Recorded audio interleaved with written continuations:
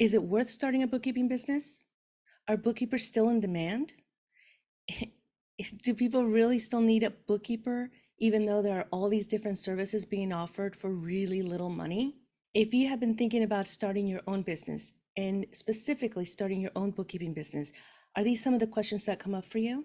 Well, in today's video, I'm sharing with you 10 reasons why you should start your bookkeeping business. And if I've done my job by the end of this video, you will have some strong reasons why you should start your bookkeeping business, and it's not too late.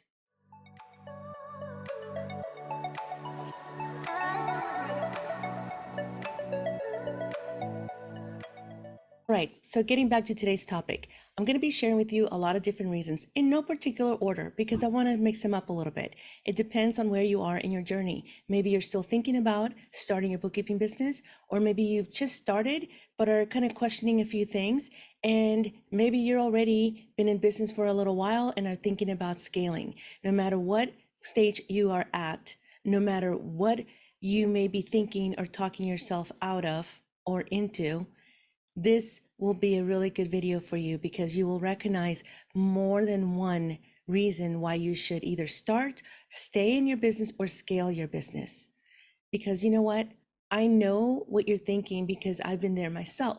And here's the thing. We are so good at talking ourselves into and out of things. We can find the reason if we go looking for it. What is that saying? Whether you think you can or you can't, you're right. Because if you look for reasons why you should, why you can, why you could, why you would, you will find reasons. If you're looking for reasons or signs as to why you shouldn't, why you can't, why you won't, why you don't, you will find those. So let's keep you in a positive mindset. Let me give you some food for thought, and let's go over the reasons that I think starting a bookkeeping business is still a great idea. And if you have any questions, leave them in the comments because I do get back to you. Maybe not right away, but I do respond to every single comment, question, note that you make. All right, so again, in no particular order, we're starting with the very first one, which is there has never been a better time to start your business than right now. And part of that is we have this pandemic COVID to thank for that, because COVID showed so many people, employers, employees, clients, customers, that there is no reason why they can't do business online 24/7. That doesn't mean you're going to be online 24/7. It just means that more than ever, people have access to you. Let me give you a perfect example. In my own accounting and bookkeeping practice for many years, some of our clients required us to go on site. And that became kind of challenging. We're here in the Bay Area near San Francisco, between San Francisco and the Silicon Valley. And that made it challenging for us sometimes because, we had to really coordinate travel, how long we were going to be there, making sure that we had enough time for that client and other things. And so it was challenging. We did it, and our business was thriving, but then the pandemic hit in 2020 and everybody went home, and we quickly found a way to serve online. I was already online for years prior to that, so people were used to it. However, all of our clients went online, and what that means is we were now hosting Zoom scheduling calls, calendar calls, email, Slack. We incorporated a few different things, but we also set some boundaries. And so now more than ever, we had the ability to show our clients that they could get a hold of us, that we were still delivering timely information and data, and that they could not only get a hold of us, but have access to us. Not that we were on call 24/7, but within a reasonable amount of time, we could get back to them. We could have a scheduled working session online. No longer were they having to wait until we could squeeze them in to go on site. And that in itself created this new opportunity, which you all have available to you now. With some tools out there, you are able to not only offer this service, start this business, get clients, all those things that we're going to go over in a second, but there has never been a better time because you have free training online, you have low budget to low cost, applications, tools, software. So the time is now. Take advantage of it, because we have all seen and we have all shown and we have all experienced the fact that you can run a successful business, a profitable, successful business online from the comfort of wherever you choose to work, which brings me to number 2.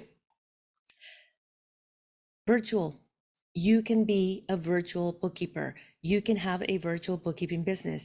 The difference between those two is that if you just choose to work by yourself, for yourself, you are a bookkeeper who is in business delivering bookkeeping services. However, if you want to have a virtual bookkeeping business, you can hire other people to help you, whether it's administrative, project management, other bookkeepers, virtually. And you can be an online virtual bookkeeping business where you have clients from all over, as long as you have the tools in place to be able to communicate and serve and deliver. And nowadays, there is no excuse. We have those tools at our fingertips. All right, let's go on to number 3. Low cost. Number 3 is low cost to start a business. Most of us have a phone, a tablet, a laptop, or a desktop. I know you do, because if you're watching this, you're watching me on something, right? You're watching me on a tablet or an iPhone, or, they're not all iPhones, but you're watching me on a mobile phone, a tablet, a laptop, one of those things, one of those devices. Well, here we are.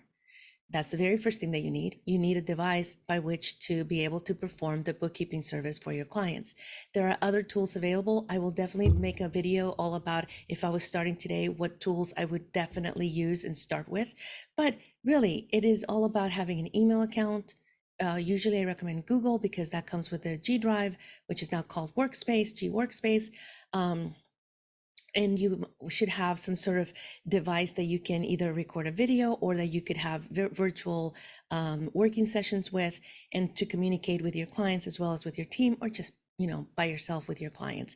And so at the very minimum, there's so many tools that have either a free plan, and then you can upgrade as you need it, or you stay with the free resource and invest a very budget-friendly amount in another tool that you may need. And so again, let's just you're going to be starting a business, and a lot of times I used to say, you cannot scale a profitable business on free. You need to invest in your business at some point, but to get started, you probably already have the tools. You already have your desktop or laptop. You already have some sort of mic or headphone device. You already have a free account to Zoom or Google Hangouts, or some Skype even, right? Those are free, guys. You can start with free and upgrade later. So how's it sounding so far? Doable, right? Moving on to number 4.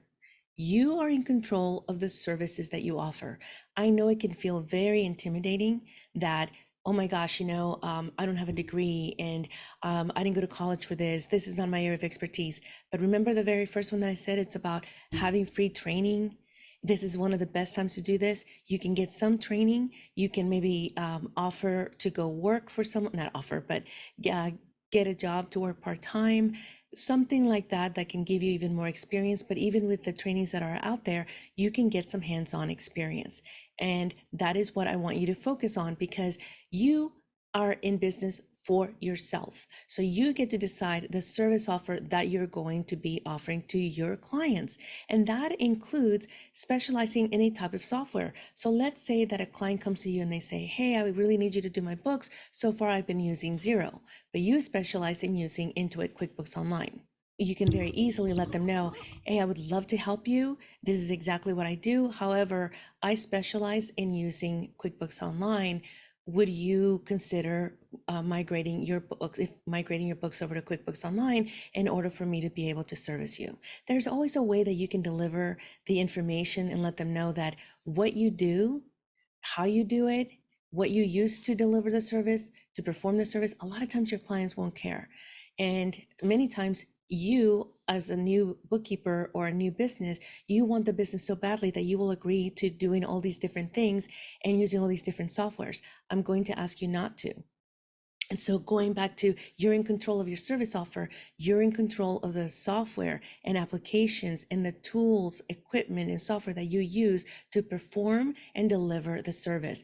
So having said that, you can If you're an early stage bookkeeper who has a certain amount of skills and you're uncertain about all these different things like financial reports, advisory, analysis, don't offer that. You come up with your framework of your service and offer that and let go of the rest. And as you get more experience and you gain more confidence and you go and maybe get more training, then you're able to go up a notch and offer another service. Maybe in addition to doing like day-to-day bookkeeping, like entering bills, paying, doing check runs, bank reconciliations, sending invoices, maybe even entering payroll and a few journal entries. In addition to that, maybe now you add, hey, I can prepare a financial report package for your board of directors meeting, or for your financial package for your bank or your tax preparer.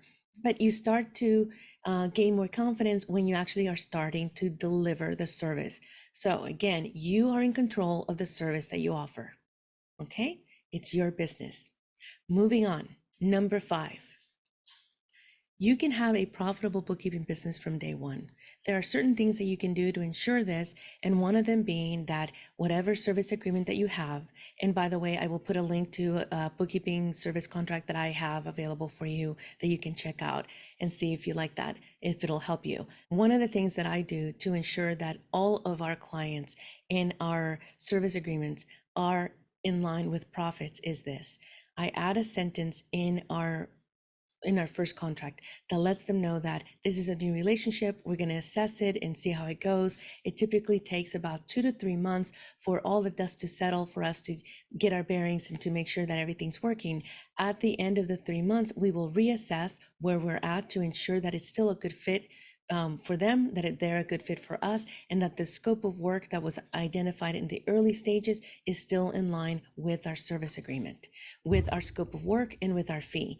That line, or that sort of like disclaimer, allows us the opportunity to reassess after 3 months to determine, hey, what we calculated is right, spot on, or hey, the scope of work is actually a lot more than what we initially identified, which will require us to adjust our billing, whether it's hourly rates or the monthly retainer. And that is one of the ways that we make sure that we become profitable from day one. The other thing is, a lot of times early stage bookkeepers and new bookkeeping businesses and new clients, they require some initial setup, some initial assessment, cleanup, conversion, any of those things. And so that should be a separate bill, a separate fee that you bill them for, and also have different payment terms. And a lot of times when we have a project like that that has a very specific beginning and end, especially if it's like a cleanup or an assessment to then come up with a strategy as to what needs to be done, we make sure that we collect 50% deposit up front, and then we make sure that we collect the payment within 10 days at the completion of the project.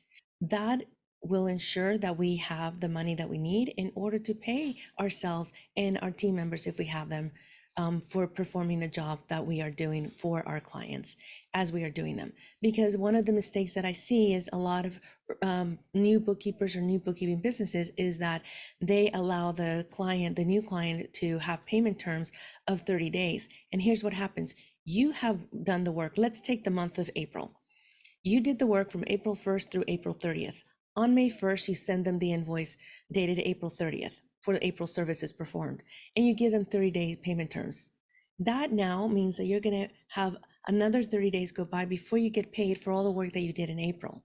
So there are different ways that you can change the language in your service agreement so that there are no payment terms, or they get, you get paid within 7 days after the end of the month, or you get paid a retainer. Especially if you can identify what you're going to be doing every single month, you get paid a retainer up front. So on April 1st, there's a flat retainer you both have agreed on, and you get paid that, and then now you have the money to pay yourself for the month of April. Come in May 1st, May 1st through the 3rd, something like that. You do the same thing. You get paid up front. It's negotiable. It's your business. You get to set the payment terms, the payment frequency. And so don't be afraid of that. All right, moving on. You get to work with clients that you want. Early on, you may feel like you need to say yes to anybody that comes your way, and that is your prerogative. You could do that, and then you will quickly learn that by identifying or having a very clear client profile, it will help you to specialize, be easily referable, and to actually work with people in an area that you really like. I'll give you an example. One of my colleagues, she only does bookkeeping for dentists. She is known as the bookkeeper for dentists. Another one only does bookkeeping for lawyers. And so when something comes up, if I'm at a network event and somebody's saying, even actually, I'm going to say, I just went to my dentist a couple of weeks ago, and we were talking about house business and this, that, and the other. And she says, would you happen to know if anybody, my bookkeeper just retired, or she is retiring, excuse me. Would you happen to know of anybody do you have anyone that you could refer? She first asked, do you guys do that? I said, no, we only work with startup companies that are have venture capital funding. And so when she said, do you know of anybody? Of course I did, because I have a colleague who specializes in doing bookkeeping only for dentists. So you see how, because she's got a niche, a specialty, and because she has built a reputation for herself, it's so easy to refer clients to her because she won't take on anybody else. She's very strict about that. So in the early days, you may not have that luxury, but have in mind, maybe not by industry, but maybe you say, I only work with clients who use Intuit QuickBooks Online or Xero or Wave or FreshBooks. So that could be one way that you specialize. Or you say, I only work with clients who are in the online space, or small business service providers in the creative sector, like photographers, website designers. So when you start to identify the type of client that you work with, then you'll make sure that you don't end up with working with clients that you feel nervous about, or that you feel like you can't do a good job. If you specialize in doing business for dentists, and then all of a sudden you say yes to a general contractor, they have very different needs, very different requirements and specialties and transactions. And so you may not like working for the general contractor if you love working for dentists. So do yourself a favor and come up with identifying a client profile that you're going to love to work with. Okay? I think we're up to number 7. Flexibility. Flexibility of your time, flexibility of your location, which we've already covered a little bit, flexibility of your clients, flexibility of the tools that you use. So within that flexibility is just a lot of also control. And this is how you build a profitable business that you love. Flexibility of time means maybe you have commitments that keep you from doing this full time or doing regular office hours. And so maybe your commitment is to your kids, to an aging parent, to maybe you have a full-time job and you want to start this part-time.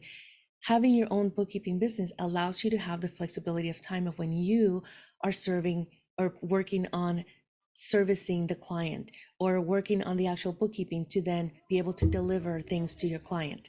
So that flexibility of time becomes very important. Location, as long as you have your laptop or your tablet that you're working on, you can pretty much work from anywhere that has a Wi-Fi connection. No excuses. I have been on the road. I have pulled into coffee shops. I have gone on vacation, taking my laptop. Not that I recommend that. Don't work while on vacation, but sometimes I'm able to go with my partner, my family, and just let them know that, hey, I need to work at least 1 hour a day to check in with my clients and my team and blah, blah, blah. Okay, so flexibility of location, flexibility of time, flexibility of who you work with, who you hire, the tools that you use. These are all part of what makes your business unique to you, and that you end up working in a business that you love, because now you're not working with a software that you absolutely can't stand, hate, or is hard, you find it challenging or difficult to master. It's your business. Build the business that you're in love with. So that flexibility has a lot of different layers, but I want you to think about that. There aren't that many businesses that you can start from home that will give you the flexibility of time, location, tools. You can hire people from wherever, and you can have clients from wherever, as long as you have a connection and a way to communicate. Moving on to, I believe this is number 8, and forgive me if I lost count. I was just so busy giving you examples. By the way, if you're finding this video valuable, I hope that you will hit that bell, thumbs up, and subscribe so you will be notified when I publish next week's video or the video after that, which will be all about how to start, run, and scale a profitable bookkeeping business.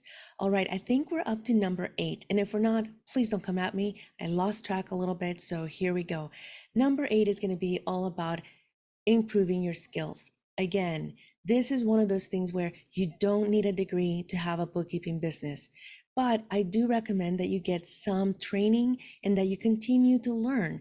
The software that you use, whether it's Xero, Wave, FreshBooks, QuickBooks Online, QuickBooks Desktop, they all have trainings online, YouTube, my God, Google. Just there's so many trainings available to you at just like, a few keystrokes away.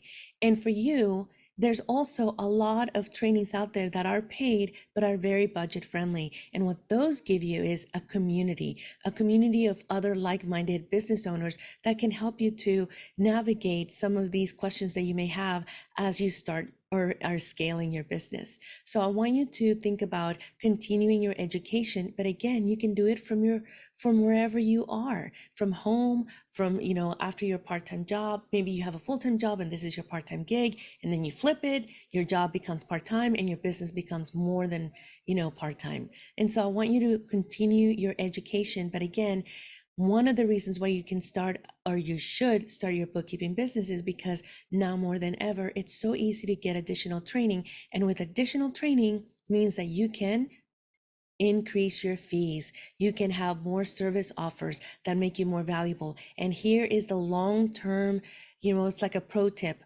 The more you learn, the more that you can become a partner to your client. You are no longer their bookkeeper. You are their business partner in a way that you're part of their team. You are an extension of their team. So I want you to think about that continuing education. You don't have to go get a bachelor's degree or a master's degree. This business does not require you to have a business, but I do recommend that you get additional training because it will only increase your confidence and it'll increase your profits. Because after all, we're in business to make a profit. We're in business to make a profit. We're in business to continue to grow, and we want to feel good about the service that we provide. And part of that is making sure that we serve ourselves by, increasing our knowledge and our experience. Build your own business. BYOB. Be your own boss. There is nothing like building something from scratch that is your very own. Not having a boss, not having an employer, not being at the mercy of somebody else, letting you know whether or not you have a paycheck this week, this month. You taking action. Yes, it is hard work to start a new business. You have to wear a lot of hats. But let me tell you, the reward is that you are now in control of your destiny when it comes to you're making a living. Earning, the earning potential is so great. The flexibility, the joy. Is it stressful? Sometimes. Are there deadlines? Yep. Are there days where you're like, oh, I wish I was a barista at Starbucks? Yes. But there's also those moments where your client says things like, I don't know what I would do without you. I'm so lucky to have you. Thank you for being part of my team. I sleep better because of you. These are all things that you will hear with your clients tell you, and there is no other feeling like it when it comes to building your own business, having your own business, being your own boss. But be a nice boss. Be a patient and kind boss. We made it. We are up to number 10. Number 10 is this. If you don't start your bookkeeping business that you have been thinking about starting, you will wish you started it sooner. I've seen it over and over again. If you have an inkling, if you have a desire, if you have some sort of like little voice saying, God, I wonder if, maybe I should look into it. Gosh, what would it take to start? Just start taking action, one step at a time. Maybe you have a question, put it in the comments. I will respond. Maybe you want to get a free training, go look for free trainings. By the way, I will make sure that I link to other videos. Go in the description of wherever you're watching this video, and I'll make sure to put other videos that you can, go check out and see how you like them, and it'll just expand your motivation to go and start your bookkeeping business. But I've seen it so many times where people will say, I wish I'd started sooner. I was so scared, or I was trying to figure out, I was waiting till just the right time. The right time is when you're actually thinking about it. Get that motivation going. And by the way, motivation can only get you so far. After that, it's discipline. Discipline, having the discipline, making a commitment to yourself, having that self-integrity to yourself. You make a promise to yourself, and self-integrity is the act of keeping that promise to yourself. Okay, so I hope you have enjoyed this video of 10 reasons as to why you should start your bookkeeping business. If you have any comments, questions, notes, or you just want to say hello, or just let me know I subscribed, let me know in the comments and I will respond to you. Until next time, I'm Veronica. Bye for now.